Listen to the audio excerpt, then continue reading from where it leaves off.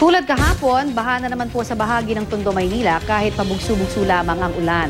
Matagal ding humupa ang baha dahil barado na raw ng mga basura at mga itinayong istruktura at mga daluyan ng tubig. At wala po sa Maynila, may ulat on the spot si John Consulta. John?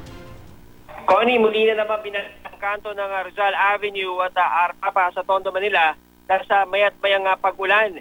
Umabot hanggang binti ang baha kaya kahit papano ay nakakadaan pa rin naman ng mga sasakyan. Di tulad ng hanggang bewang na baha kahapon.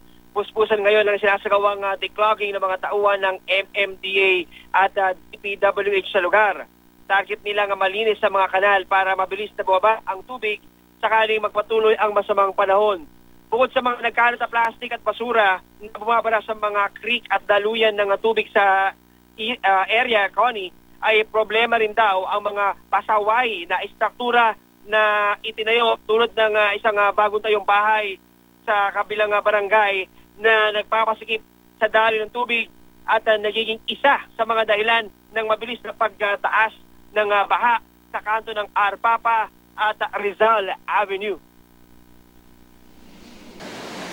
Merong mga bahay na umusili na nagamit yung creek natin. At kung titingnan niya natin dito lang sa lugar namin mataas ang tubig. Pagdating doon sa kabila ng paliko na yun, mababa na kasi napitigil yung daloy ng tubig.